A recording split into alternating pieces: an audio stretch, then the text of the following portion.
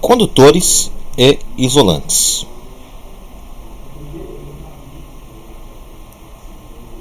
Condutores e isolantes.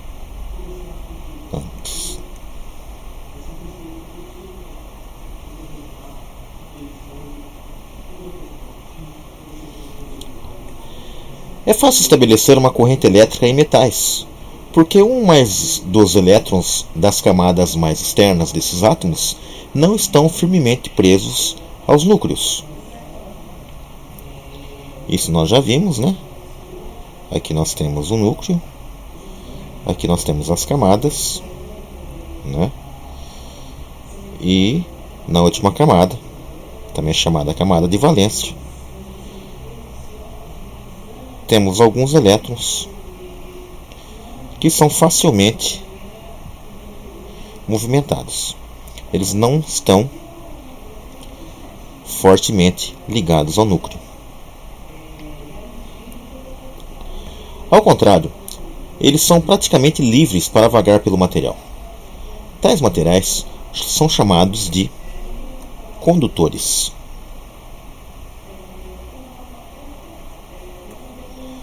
Os metais são bons condutores de corrente elétrica pela mesma razão pela qual são bons condutores de calor. Os elétrons de suas camadas mais externas estão frouxos. Em outros materiais, borracha de vidro, por exemplo, os elétrons estão firmemente ligados e pertencem de fato a átomos individuais. Eles não são livres para vagar por entre os outros átomos no material. Consequentemente, não é fácil fazê-los fluir. Esses materiais são mau condutores de corrente elétrica pela mesma razão pela qual eles são normalmente maus condutores de calor. Esses materiais são chamados de bons isolantes.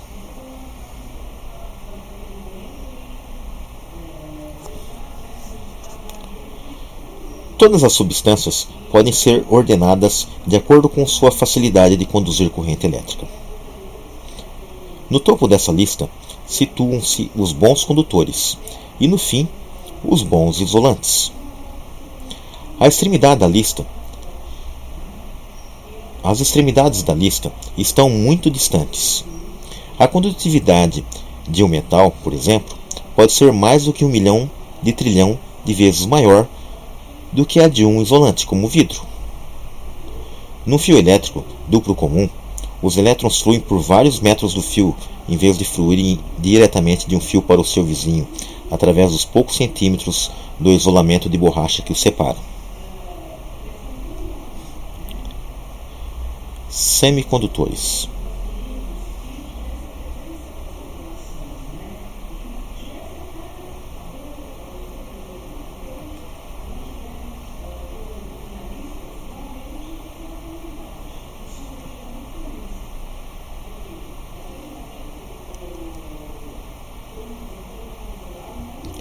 Uma determinada substância pode ser classificada como condutora ou isolante. Depende de quão fortemente seus átomos seguram os elétrons. Um pedaço de cobre é um bom condutor, enquanto um de madeira é um bom isolante. Certos materiais, tais como o germânio e o silício, entretanto, não são bons condutores, nem bons isolantes.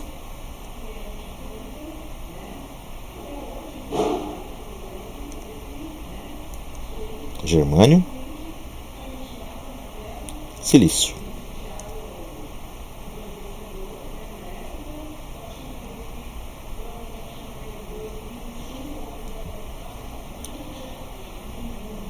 Esses materiais caem no meio da falta de resistividade elétrica, sendo condutores medíocres em sua forma cristalina pura e tornando-se excelentes condutores quando apenas um átomo em 10 milhões é substituído por uma impureza, que adiciona ou retira elétrons da estrutura cristalina. Materiais que podem se comportar algumas vezes como isolantes e algumas vezes como condutores são chamados de semicondutores. Camadas finas de materiais semicondutores empilhadas juntas formam os transistores, usados para controlar o fluxo de corrente em circuitos, detectar e amplificar sinais de rádio e produzir oscilações elétricas em transmissores. Atuam também como chaves digitais. Esses minúsculos sólidos foram os primeiros componentes elétricos em que materiais com características elétricas diferentes não foram conectados por fios, mas unidos fisicamente numa só estrutura. Eles requerem muito pouca potência e, usados normalmente, duram um longo tempo. Um semicondutor também conduzirá eletricidade quando luz de cor apropriada incidir nele. Uma placa de selênio puro normalmente é um bom isolante, e qualquer carga elétrica colocada sobre sua superfície ali permanecerá por longos períodos, desde que esteja escuro. Se a placa for exposta à luz, entretanto, a carga escapará para fora da placa quase que imediatamente. Se uma placa de selênio carregada for exposta a um padrão luminoso, tal como o padrão de claro e escuro, que constitui esta página, por exemplo, a carga escapará apenas das áreas expostas à luz. Se um pó plástico preto fosse espalhado sobre ela, ele grudaria apenas nas áreas que estão carregadas, onde a placa não foi exposta à luz. Agora, se um pedaço de papel com uma carga elétrica localizada sobre seu verso fosse colocado sobre a placa, o pó de plástico preto seria transferido para o papel, formando o mesmo padrão que, digamos, o desta página. Se o papel fosse, então, aquecido de modo a derreter o plástico e a fundi-lo com o papel, você poderia pagar alguns centavos por ele e chamá-lo de cópia Xerox.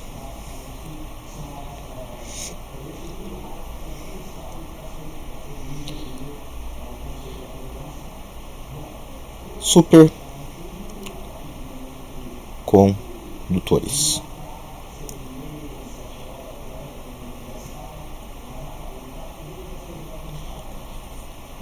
Um condutor ordinário oferece apenas uma pequena resistência ao fluxo de carga elétrica. Um isolante oferece uma resistência muito maior. Notavelmente, a temperaturas suficientemente baixas, determinados materiais adquirem resistência nula, ou condutividade infinita, ao fluxo de carga. Esses são os materiais supercondutores.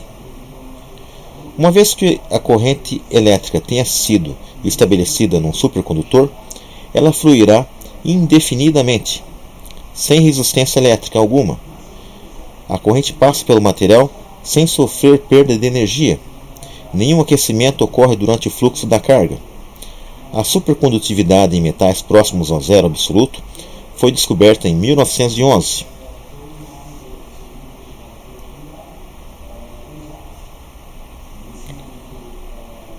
Em 1987,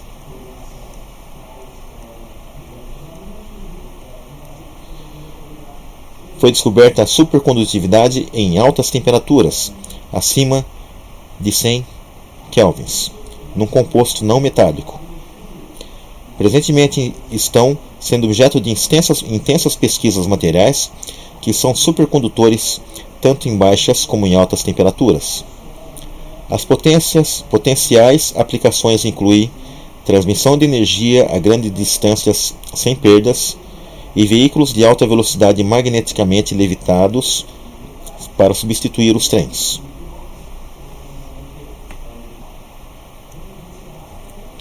Eletrização.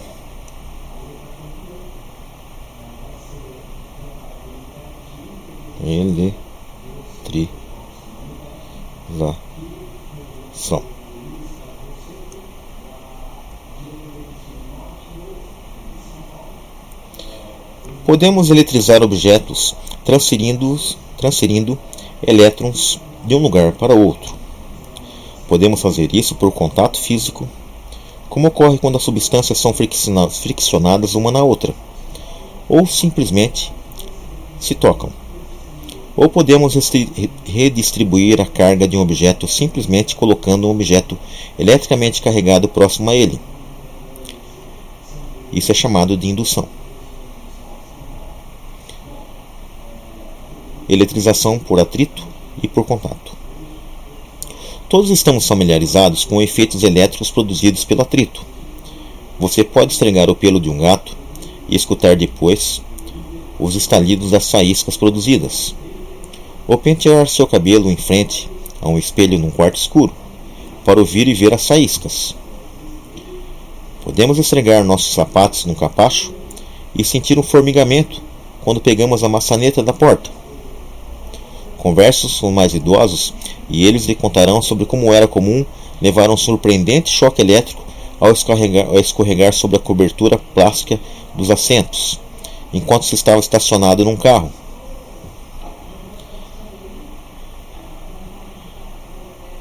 E quando ele ia beijar a namorada. Em todos esses casos, os elétrons são transferidos pelo atrito quando o material é esfregado em outro. Os elétrons podem ser transferidos de um material para outro por simples contato. Por exemplo, quando um bastão negativamente carregado é colocado em contato com um objeto neutro, alguns elétrons se transferirão para o objeto neutro. Esse método de eletrização é chamado simplesmente de eletrização por contato.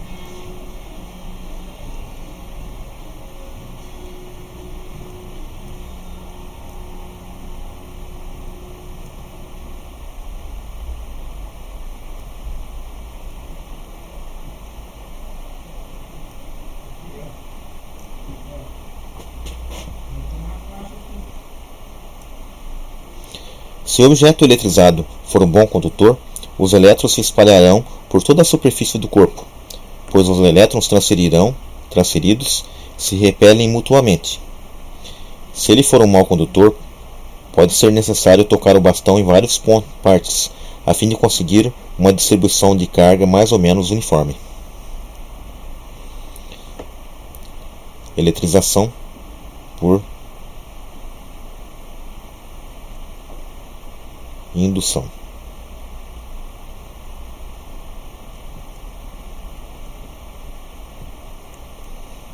Se você coloca um objeto negativamente carregado próximo a uma superfície condutora, você fará com que os elétrons se movam pela superfície do material, mesmo não havendo contato físico algum.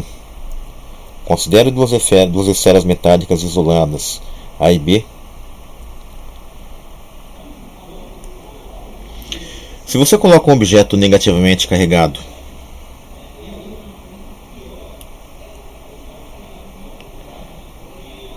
próximo a uma superfície condutora, você fará com que os elétrons se movam pela superfície do material, mesmo não havendo contato físico algum. Considere duas esferas metálicas isoladas, A e B. Elas estão se tocando, de modo que efetivamente elas formam um único condutor não eletrizado. Quando o bastão negativamente carregado é trazido para próximo de A, os elétrons do metal, sendo livres para se moverem, se repelem para tão longe quanto possível, até que a repulsão mútua seja suficientemente grande para equilibrar a influência do bastão.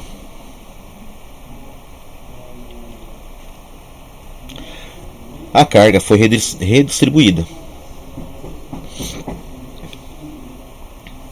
Se A e B forem separados com o bastão ainda presente,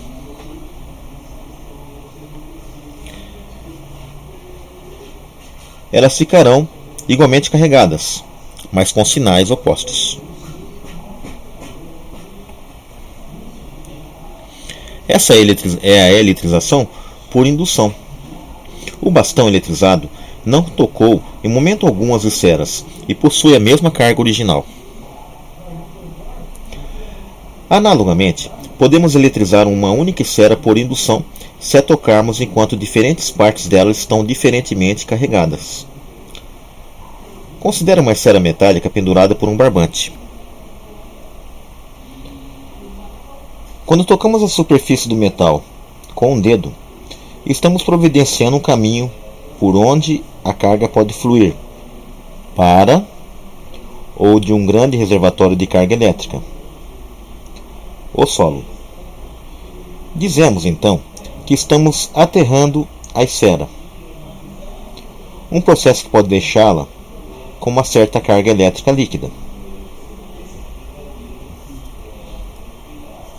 A eletrização por indução ocorre também durante as tempestades com relâmpagos.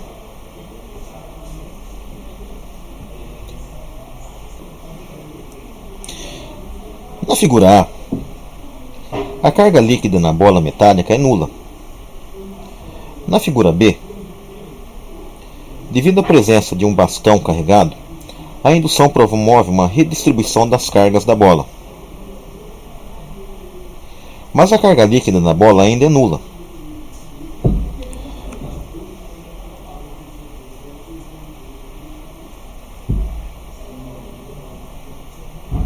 Tocando o lado negativo da bola, remove-se elétrons por contato.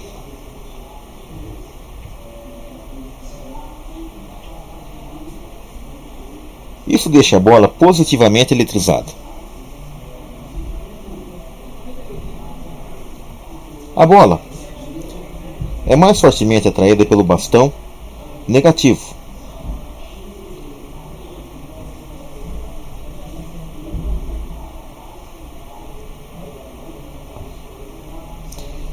E quando toca, ocorre a eletrização por contato.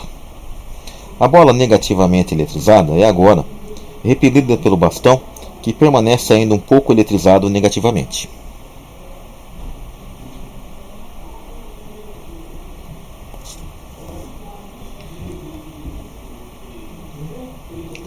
As partes mais baixas das nuvens, negativamente carregadas, induzem uma carga positiva sobre a superfície da Terra. Benjamin Franklin foi o primeiro a demonstrar isso com seu famoso experimento de empinar uma pipa durante uma tempestade, que provou que o relâmpago é um fenômeno elétrico. O relâmpago é uma descarga elétrica entre uma nuvem e o solo eletrizado de maneira oposta, ou entre partes eletrizadas contrariamente das nuvens. Franklin também descobriu que a carga flui facilmente para ou de uma ponta metálica afiada e concebeu o primeiro para-raios. Se o para-raio estiver localizado acima de um edifício e conectado ao solo, sua ponta metálica coleta os elétrons do ar, impedindo a indução de uma grande quantidade de carga positiva sobre o prédio. Esse vazamento constante de carga elétrica impede o acúmulo de carga que de outra maneira poderia levar a uma descarga repentina entre a nuvem e o edifício, o principal propósito do para-raios. Portanto, é impedir a ocorrência de um grande raio. Se, por qualquer razão, ele não retirar carga em quantidade suficiente, o raio acaba ocorrendo. Ele pode ser atraído para o para-raios e tomar o caminho direto para o solo, poupando desse modo o edifício. A finalidade geral do para-raios é prevenir contra um incêndio que seria provocado pelo relâmpago.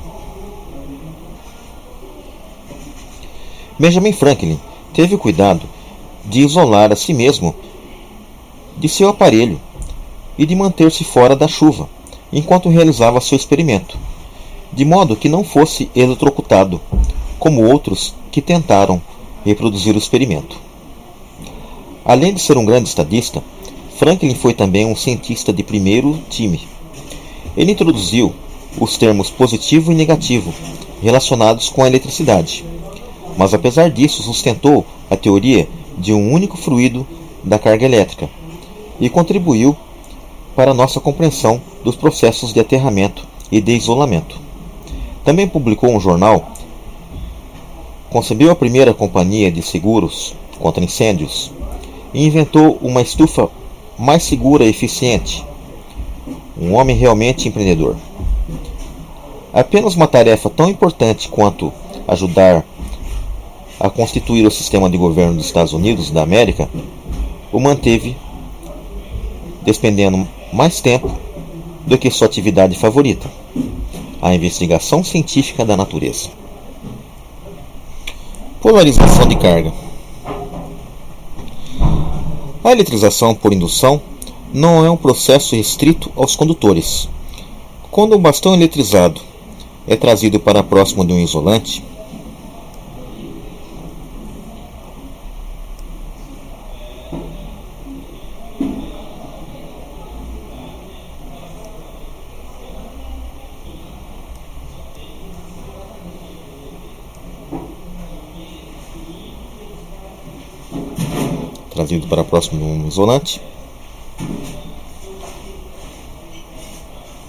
não existem elétrons livres para migrar através do material isolante. Em vez disso, ocorre um rearranjo das cargas no interior dos próprios átomos e moléculas.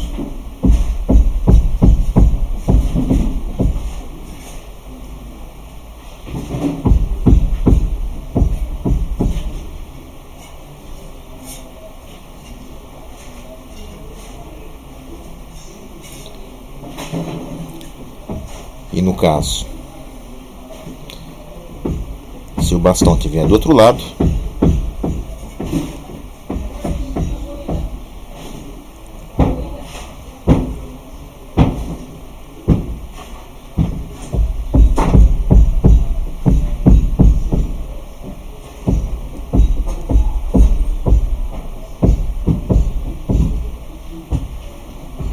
ocorre esse tipo de rearranjo.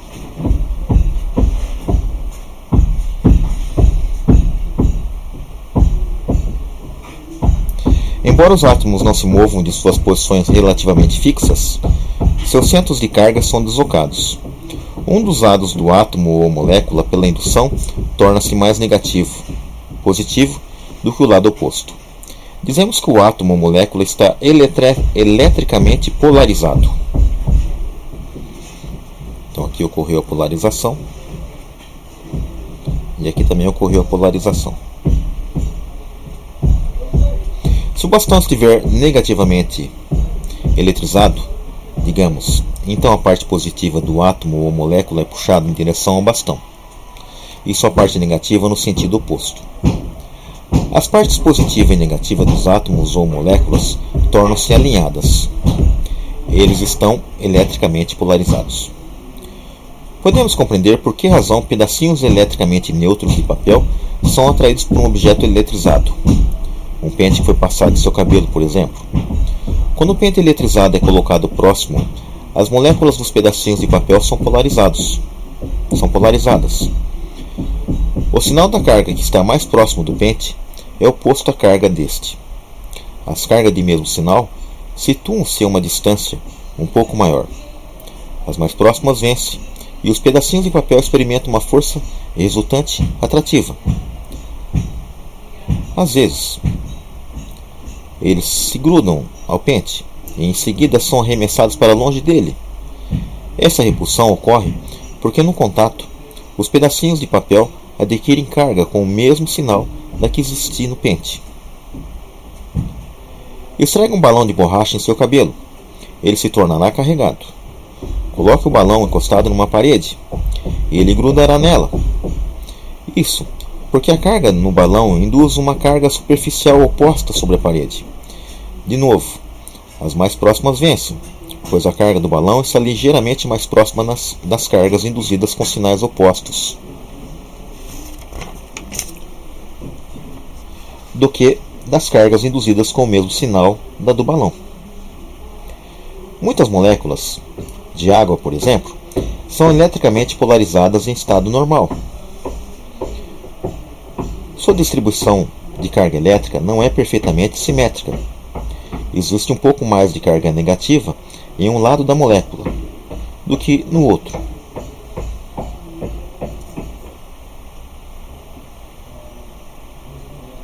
Que aqui, no caso, seria isso.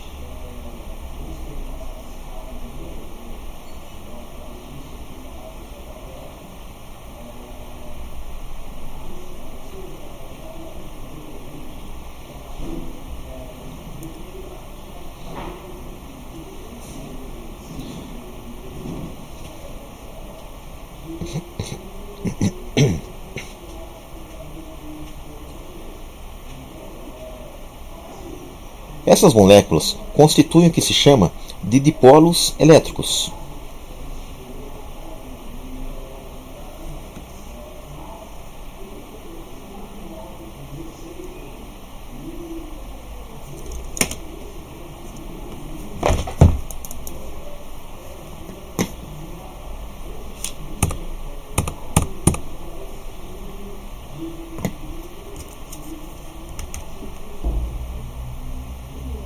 Campo elétrico. As forças elétricas, como as gravitacionais, atuam entre os corpos que não estão em contato mútuo. Tanto para a eletricidade como para a gravitação, existe um campo de força que influencia corpos eletrizados e massivos, respectivamente.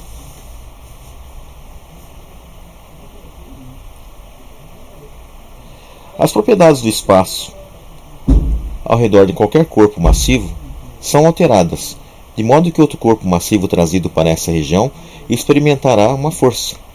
A força gravitacional e a alteração ocorrida no espaço ao seu redor é seu campo gravitacional. Podemos pensar em qualquer outro corpo massivo como estando em interação com um campo, e não diretamente com o corpo massivo que o produz.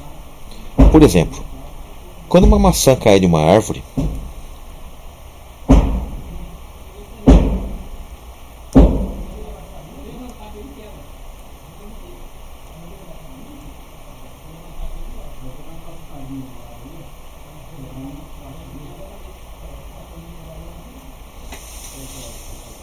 dizemos que ela interagiu com a Terra.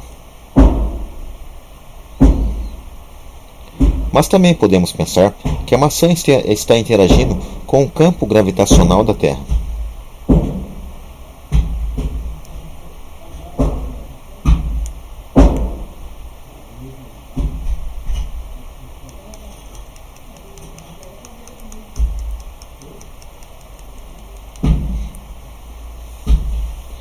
O campo desempenha o papel de um intermediário na força entre os corpos.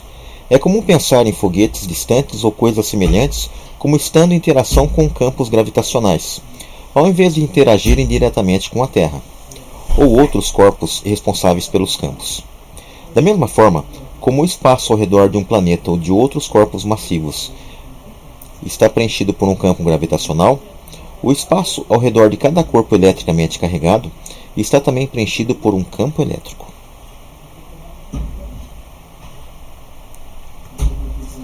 Uma espécie de aura que se estende através do espaço. Um campo elétrico possui tanto valor e intensidade como direção e sentido. O valor do campo em qualquer ponto é simplesmente a força por unidade de carga. Se um corpo com carga Q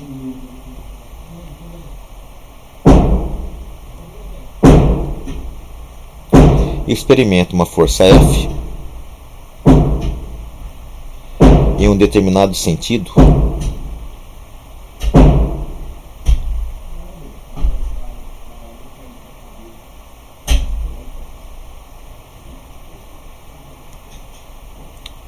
quer dizer, em um determinado ponto do espaço, então o valor do campo elétrico neste ponto é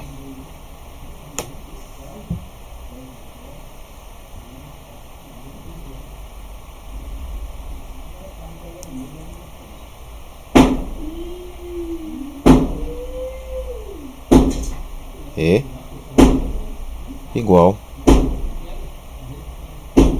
força sobre Q.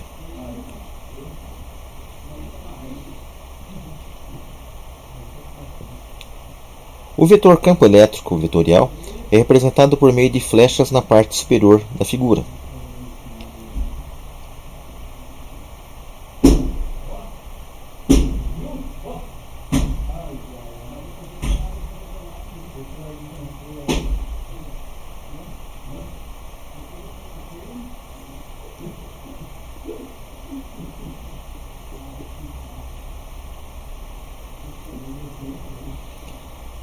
A direção e o sentido do campo são indicados pelos vetores, e são definidos pela direção e pelo sentido em que uma pequena carga de teste positiva em repouso seria empurrada.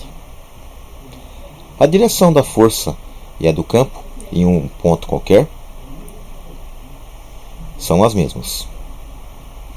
Na figura, portanto, vemos que todos os vetores apontam para o centro da bola negativamente carregada. Se ela fosse positiva, os vetores apontariam para fora de seu centro, pois nesse caso, uma carga de teste positiva localizada nas proximidades deveria ser repelida pela bola. Na próxima aula continuaremos.